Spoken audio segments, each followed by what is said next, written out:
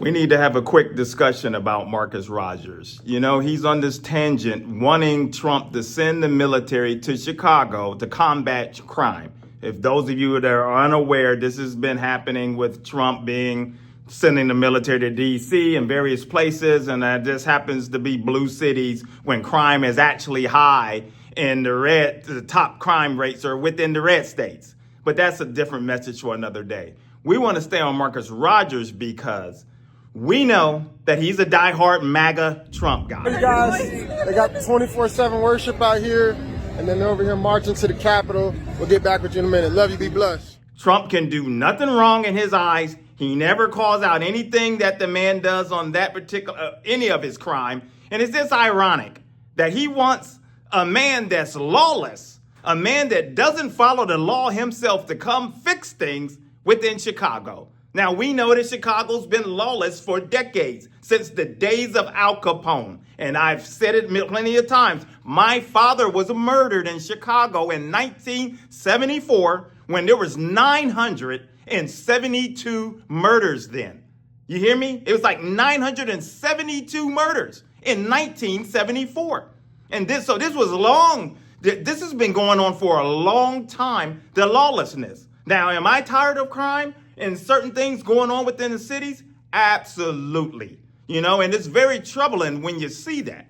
But with the problem with him is what you see is that he's so tunnel vision. His vision is, as a lot of these people, these MAGA folks, that they are focused on the kingdom of this world, and they totally have forgotten the power of the Holy Spirit and the transformation power that it can do. And this also forgot about faith without works is dead, period.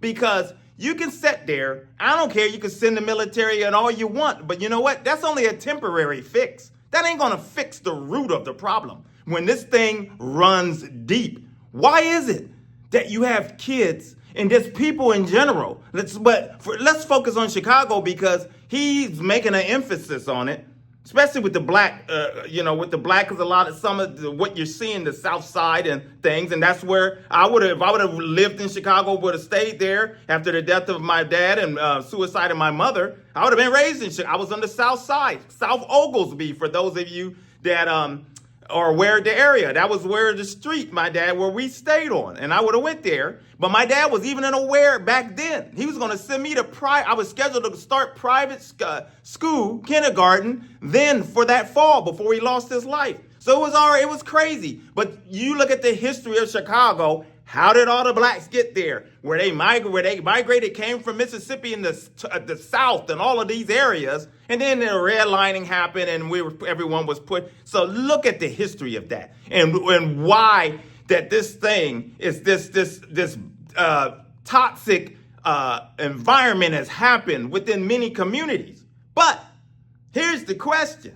With many people like Marcus Rogers and all of them that are relying on government officials to do temporary fixes. A guy, Mr. Trump, that is lawless to the core, that currently is not following the law and anything and doing anything he can and want to, because people don't even realize it. We're currently living in an authoritarian regime, basically, because we have a president that's doing whatever he wants and ignoring the courts, doing whatever and things. So that you don't even realize it. And it's only going to get worse. And he's welcoming this type of atmosphere because he's the support of the guy, Trump, the lawless, when the Central Park Five were falsely accused and did all of this time. And during the time when they were locked up and Trump was calling for the death penalty for these guys, and even years later after they've been exonerated, he refused to even apologize. When he sat there and more recent, January the 6th, as you see these officers commit suicide, 140, 50, 60, 70 officers injured because he could not face the fact that he lost an election. And Marcus Rogers was right out there with these people and supposed to be a pastor, supposed to be a leader of some sort and things, lawless. And this is why I always say, anybody that supports lawlessness like this is why haven't you spoke up about these 1,600 folks that were lawless and pardoned, and many of them still being arrested. Many of them had records prior to, and many of them arrested. Still, that total lawlessness. And no word about that. But it's always something with our people, as I talk about. We have a whole lot of Maga black folks that don't like their own skin color for some reason. They think that they really fit in with Maga, when Maga is nothing but a white nationalist, bigoted movement. It's all it is. It's nothing to do with uplifting the communities of color. And as you see, everything's on a rampage of people of color. Now, once again, it's my people, as you see, and of course the media is going to push a lot of this narrative with us, and it's unfortunate. I hate to see that. But you know what? I've been working with troubled youth for years. I've worked with troubled youth for years, and people like Marcus and them, I would love to see them. He's got plenty of time. His church is only open twice a week. It's only open twice a week. What's that about? He's not working a job as far as I'm concerned. He's busy on social media nonstop, making music and things. Maybe he should take some of that time and go work with some troubled youth. Go see about the people in pregnancy centers and various places where there's plenty of place. They need help in these places. I'm going to tell you, when working with youth, working in juvenile centers, working with these types of people that you find out and connect with them and find out what's going on. Why did we get here? You know, I have a son almost his age, Marcus Rogers, believe it or not. And a lot of the mothers and fathers, they're young. These young kids, 13, 12, 13, 14, 15, their parents are in their 30s. Young parents, people that's totally, you got to look at the whole overall picture of everything. Yeah, you could bring in a military to try to temporary fix thing, and unfortunately, some people will probably get no telling what could happen, innocently caught up, innocently, whatever. And maybe if Marcus Rogers, one of his many kids, if one of them ended up harmed or falsely arrested or something like that, maybe you would see, like, wait a minute, we've got to figure out a plan here. Because yes, I believe the penalties need to be more strict on some of these, with what these teenagers and some of them are doing and things. But at the same time, you got churches on every street corner and churches that are not properly doing the proper ministries and things. Won't you, if you're right there in Chicago, won't you got plenty of time, won't you like I say, volunteer some time, go work with these people. I'll give you a story. I give you a story of a particular troubled youth one time that I had that, because you're not going to be, let me put it this way. And two, you're not going to be able to help fix, just help every single person or make a difference in everybody's life. But you know what? One life is one life saved if you can get your butt out there and get your hands dirty. And there was this one particular young man that was troubled. He had a bad relationship with his family. That's everything. He ended up in a home and toxic. And a lady I was working with felt like maybe you can get through to him because of, and that's the other thing. Let me say this. Some people, you may not, kids, they know when you're full of crap. They know that and things. And some people, that may not be your gifted area and things, but you know what? Showing love and showing compassion and things like that, all of us can do that. And unfortunately, a lot of these Maga evangelicals and them, they don't show no compassion of anything. Do you ever see them smile? Do you ever see them laugh? Do you ever see them have a good time that's anything. It's always about them. It's always about, this stoic and always, everything's so serious and there's so much pent up anger and bitterness. What's all of that about? And these kids see this. And this particular young man, back to him, this particular young man, he sat there and he was gone. We were, do things, and there was a time he was at a rec center.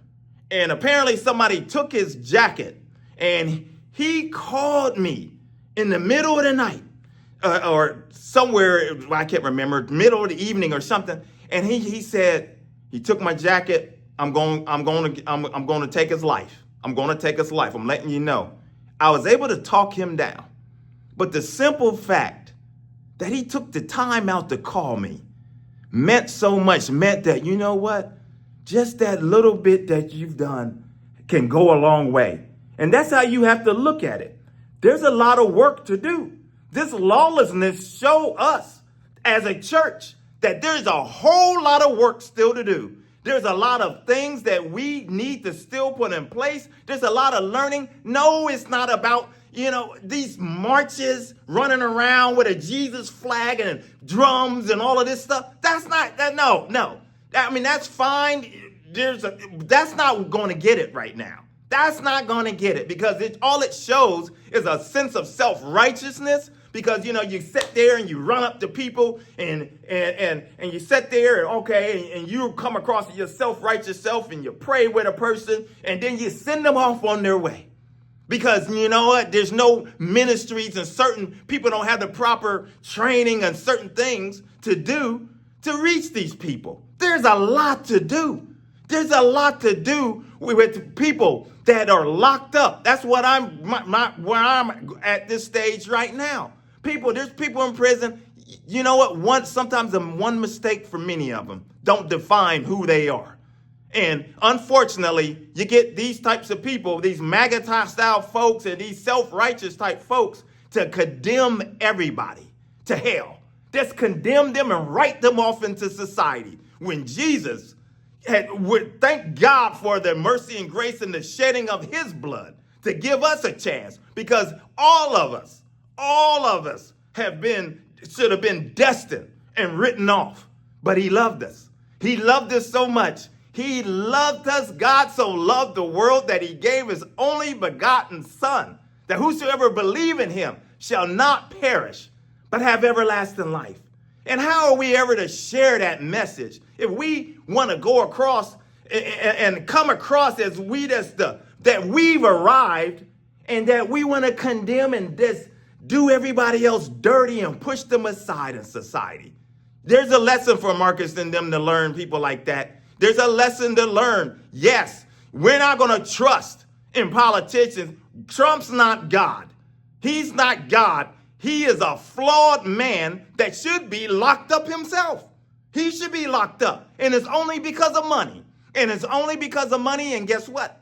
8 out of 10 white evangelicals played the major role of putting him into power over this nation. And what a disgrace. And I said, and I call it like it is. It's a disgrace. Because as I close it out, anybody that supports lawlessness, just like him, and you stand by lawlessness, I pray you, those of you, if you get called for jury duty, I pray for that particular person that is facing some type of charges or so. We don't want you on that type of jury. I wouldn't want a Marcus Rogers on the jury of a black man that may be falsely accused of something. Could you imagine? Lawless, like he's so his mind where he's at, he won't be able to see the forest from the tree. He won't be able to see the light from the darkness within the situation. Total tunnel vision.